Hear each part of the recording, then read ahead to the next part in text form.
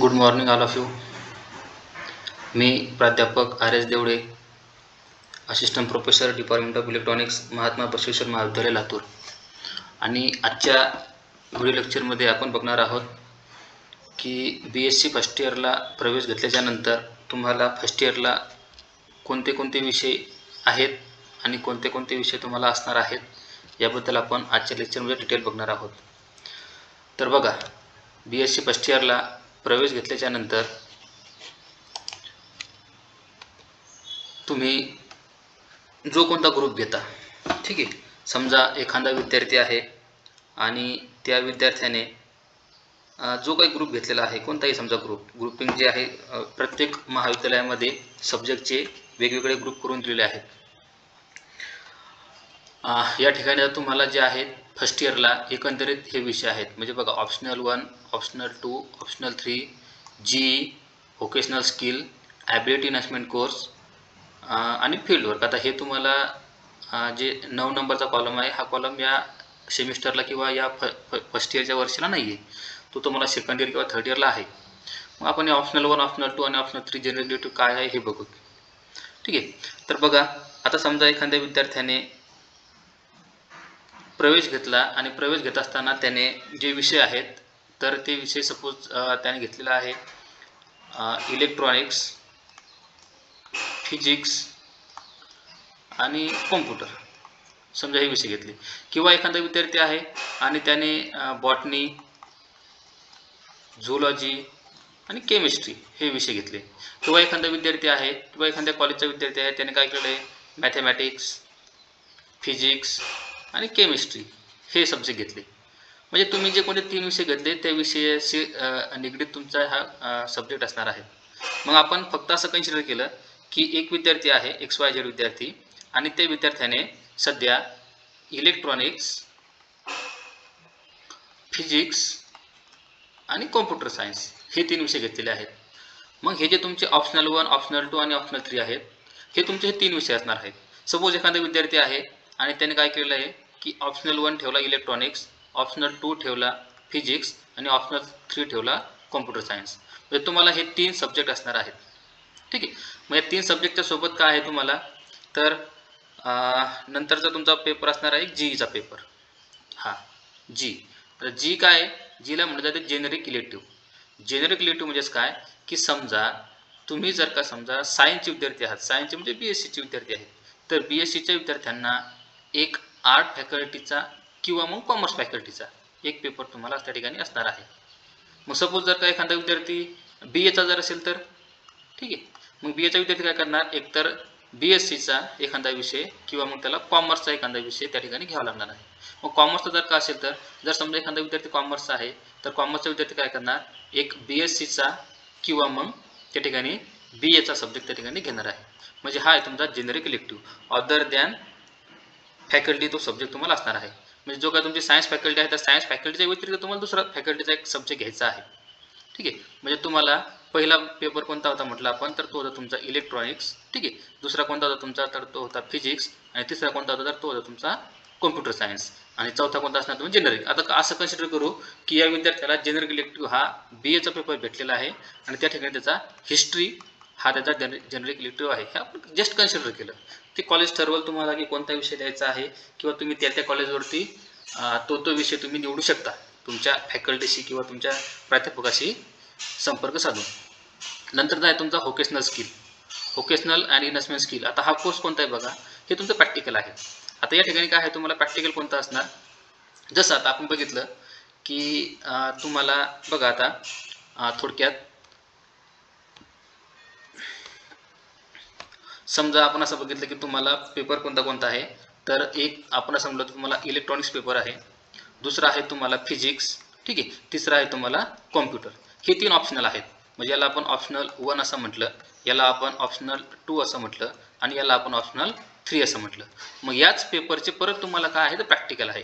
म्हणजे इलेक्ट्रॉनिक्सचा जो पेपर आहे याच पेपरचं प्रॅक्टिकल असणार परत, ठीक आहे. त्यानंतर फिजिक्सचा जो पेपर आहे याच पेपरचं तुम्हाला प्रॅक्टिकल असणार. त्यानंतर कॉम्प्युटर जे आहे याच कॉम्प्युटरचं तुम्हाला काय असणार, प्रॅक्टिकल. ओके. नंतर आपण जो जीईचा पेपर म्हटलं, म्हणजे हा जो तुमचा जीईचा पेपर होता आणि तुम्ही सपोज घेतला होता कोणता, हिस्ट्री, असं आपण कन्सिडर केलं होतं. तर हिस्ट्रीचं तुम्हाला थिअरी पेपर असणार, याचं प्रॅक्टिकल नाही. ओके, म्हणजेच काय, आता तुमचा जो काही थर्ड पेपर म्हटलं आपण VSSC आहे ना, vocational skill and enhancement course. मग हा vocational skill and enhancement course कोणता आहे तुमचा बघा, तर हे जे तुमचे 3 ऑप्शनल पेपर आहेत. ओके, हे जे तुमचे 3 ऑप्शनल पेपर आहेत, या 3 ऑप्शनल पेपरपैकी तुम्हाला कोणता तरी एक मेजर आणि कोणता एक मायनर करायचा आहे. म्हणजे बघा आता हे जे काही आपली स्लाईड आहे, या स्लाईडमध्ये तुम्हाला दिसत असेल की इथे तुम्हाला मेजर नाव दिसते. ओके, इथे तुमचं मायनर 1 आहे आणि हे मायनर 2 आहे. म्हणजे तुम्ही हे जे 3 पेपर घेतले, इलेक्ट्रॉनिक्स, फिजिक्स आणि कॉम्प्युटर, या 3 पेपरपैकी कोणताही तुमचा एक पेपर मेजर असणार, कोणताही एक. म्हणजे असं नाही की तुम्ही इलेक्ट्रॉनिक्स घेतला म्हणजे तोच तुमचा मेजर आहे, फिजिक्स घेतला म्हणजे तोच तुमचा मेजर आहे, कॉम्प्युटर आहे तोच तुमचा मेजर आहे. तुम्ही तिन्हीपैकी कोणत्याही एका पेपरला या ठिकाणी मेजर समजू शकता किंवा त्याला मेजर घेऊ शकता. मग आता कन्सिडर करू आपण की तुमचा जो काही इलेक्ट्रॉनिक्स पेपर आहे, हा इलेक्ट्रॉनिक्स पेपर तुमचा मेजर आहे. म्हणजेच तुमचं जे काही व्होकेशनल स्किल आहे, हे व्होकेशनल स्किल कोणत्या विषयाचं असणार, तर हे असणार तुमचं इलेक्ट्रॉनिक्स विषयाचं. म्हणजे हे तुमचं प्रॅक्टिकल आहे, हे काय तुमचं प्रॅक्टिकल पेपर आहे. ओके, त्यानंतर आहे तुम्हाला ॲबिलिटी इन्हान्समेंट कोर्स. आता ॲबिलिटी इन्हान्समेंट कोर्सचे 2 पेपर आहेत. ठीक आहे, मग पहा कोणते कोणते पेपर आहेत. एक आहे काय म्हटलं आपण ॲबिलिटी इन्हान्समेंट कोर्स, एक आहे तुम्हाला कंपल्सरी इंग्लिश हा पेपर कंपल्सरी आहे. दुसऱ्या ॲबिलिटी इन्हान्समेंट कोर्समध्ये काय आहे, तर त्या ठिकाणी तुम्हाला ऑप्शनल असणार. जसं की आता काही कॉलेजमध्ये हिंदी या विषयाला ऑप्शनल मराठी आहे, काही कॉलेजमध्ये संस्कृत असू शकतो, काही कॉलेजमध्ये पाली असू शकतो. ठीक आहे, मग तुम्ही या 3 किंवा 4 जे डिपेंड करते कॉलेजवरती की तुमच्याकडे तुमच्या त्या कॉलेजमध्ये कोणते कोणते पेपर आहेत, तर ते पेपर डिपेंड करतात. मग समजा आता एखाद्या कॉलेजवरती हिंदी आणि मराठी हे 2च विषय आहेत, मग तुम्हाला ॲबिलिटी इन्हान्समेंट कोर्स त्या ठिकाणी काय घ्यायचा आहे, एक तर हिंदी किंवा मराठी या 2 पेपरपैकी कोणता तरी एखादा पेपर तुम्हाला चॉईस करायचा आहे. म्हणजेच काय की तुम्हाला ॲबिलिटी इन्हान्समेंट कोर्समध्ये पहिला जो आहे, तर तो पहिला तुम्ही काय केला, इंग्लिश घेतला. ठीक आहे, इंग्लिश घेतला आणि दुसरा काय घेतला तुम्ही, मराठी घेतला. म्हणजे असे तुमचे एकंदरीत टेक्निक 2 पेपर झाले. त्यानंतर तिसरा एक पेपर आहे तुमचा IKS म्हणून. कोणता पेपर आहे, IKS. त्याला म्हटलं आपण इंडियन नॉलेज सिस्टीम. काय म्हटलं आपण त्याला, इंडियन नॉलेज सिस्टीम. म्हणजे असे एकंदरीत तुम्हाला किती पेपर आहेत बघा, थेरी, तर हे 3 थेरी पेपर. ओके, एक जनरल इलेक्टिव्ह, IKS आणि ॲबिलिटी इन्हान्समेंट कोर्सचे 2 पेपर. ओके, एवढे पेपर तुम्हाला फर्स्ट इयरला, फर्स्ट सेमिस्टर आणि सेकंड सेमिस्टर या 2 सेमिस्टरला असणार आहेत. आता हे जे तुम्हाला दिसतात कॉलम नंबर 9 जो आहे, तर हा तुम्हाला फर्स्ट इयरला नाही, हा तुम्हाला सेकंड इयर आणि थर्ड इयरला तुम्हाला तो कॉलम ॲड होईल. ठीक आहे, बघू मग आता आपण कोणते कोणते तुम्हाला पेपर आहेत आणि कोणत्या कोणत्या पेपरचं तुम्हाला थेरी आहे आणि कोणत्या कोणत्या पेपरचं तुम्हाला प्रॅक्टिकल बघायचं आहे. ठीक आहे, बघा थोडक्यात बघू आपण की तुमच्या या ठिकाणी सब्जेक्ट आहेत. ओके, आणि इकडे त्याचे तुमचा थेरी पेपर आहे की प्रॅक्टिकल आहे ते बघायचं आपल्याला, थेरी आहे की प्रॅक्टिकल. मग आपण असं म्हटलं होतं की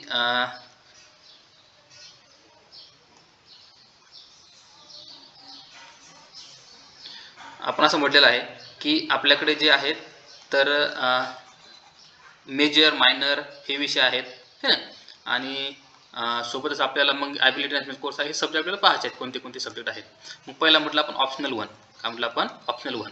ठीक आहे, समजा तुमचा ऑप्शनल 1 आहे इलेक्ट्रॉनिक्स सब्जेक्ट. दुसरा कोणता होता आपला ऑप्शनल 2, हा कोणता तुमचा फिजिक्स. ओके, नंतर तुमचा कोणता आहे ऑप्शनल 3. ओके, हा कोणता तुमचा कॉम्प्युटर असा होता, आपण कन्सिडर केला होता. नंतर तुमचा कोणता होता जेनरिक इलेक्टिव्ह.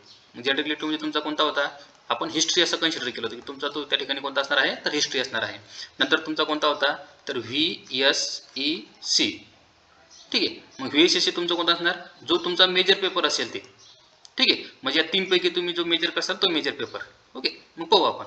त्यानंतर तुमचा कोणता होता ॲबिलिटी इन्हान्समेंट कोर्स फर्स्ट, ज्यामध्ये तुमचा कंपल्सरी कोणता होता, इंग्लिश पेपर कंपल्सरी होता. ओके, त्यानंतर ॲबिलिटी इन्हान्समेंट कोर्स 2, मग एक तर हिंदी किंवा मग मराठी. ओके, याला आपण MIL असं म्हणतो. हे जो आहे याला आपण MIL असं म्हणतो, म्हणजे मॉडर्न इंडियन लँग्वेज. याला मॉडर्न इंडियन लँग्वेज MIL असं म्हणतो आपण. आणि नंतर जो तुमचा कोणता IKS. ठीक आहे, हा IKSचा जो आहे तुम्हाला, तर IKS असणार इंडियन कॉन्स्टिट्यूशन, असा काही तुम्हाला पेपर असणार.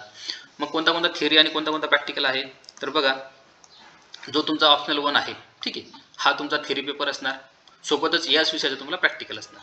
जो तुमचा ऑप्शनल 2 आहे फिजिक्स, हा तुमचा थिअरी पेपर असणार, सोबतच तुम्हाला प्रॅक्टिकल असणार. थर्ड कोणता आहे तुमचा कॉम्प्युटर सायन्स, कॉम्प्युटरसुद्धा तुम्हाला थिअरी पेपर असणार, एक तुमचा कोणता असणार, तर प्रॅक्टिकल पेपर असणार. जी तुमचा थिअरी पेपर असणार. VSEC काय तुमचा, हा प्रॅक्टिकल पेपर आहे. हा काय तुमचा प्रॅक्टिकल पेपर. ठीक आहे. मग हा डिपेंड कसं करतो की तुमचा मेजर आहे. मग सपोज आपण असं कन्सिडर करू की एखाद्या विद्यार्थ्याने काय केलं की इलेक्ट्रॉनिक्सला मेजर म्हटलेलं आहे. ठीक आहे. म्हणजे तुम्हाला जे या ठिकाणी VSSचे असणार तर ते कोणत्या विषयाचं असणार, इलेक्ट्रॉनिक्स विषयाचं असणार. तुमचा हा जो काही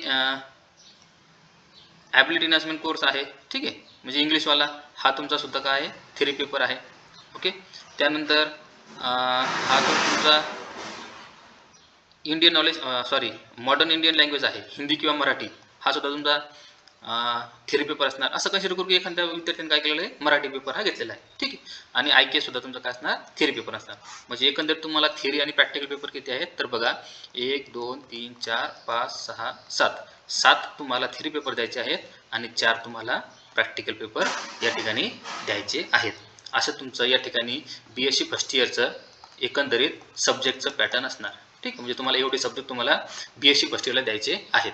आता हे आपण स्वामी रामानंद तीर्थ मराठवाडा विद्यापीठ अंतर्गत असलेल्या कॉलेजबद्दल बोलत आहोत. ठीक आहे. यामध्ये कदाचित काही बदल असू शकतात. तुम्ही तुमच्या कॉलेजमध्ये ज्या कोणत्या ठिकाणी प्रवेश घेतलेला आहे तर त्या ठिकाणी तुमच्या प्राध्यापकाशी जाऊन विचारपूस करू शकता. प्रत्येक कॉलेजवरती कदाचित याच्यामध्ये काही बदल असू शकतात. ठीक आहे. आता तुमचा जो काही पेपर आहे तर पेपर मग किती मार्काचा असेल. मग तुमचा हा थेरी पेपर आहे, तुमचा एकंदरीत 50 मार्काचा हा थेरी पेपर आहे. ओके. मग हा 50 मार्काचा पेपर जो आहे तुमचा हा किती मध्ये डिस्ट्रीब्यूट झाला आहे तर हा 30 आणि 20 असं डिस्ट्रीब्युशन झालेलं आहे. आता हे मार्काचं जे काही सिस्टीम आहे म्हणजे आपण पेपर पॅटर्न जो आहे त्याचा पेपर पॅटर्न बघू नेक्स्ट व्हिडिओमध्ये. धन्यवाद.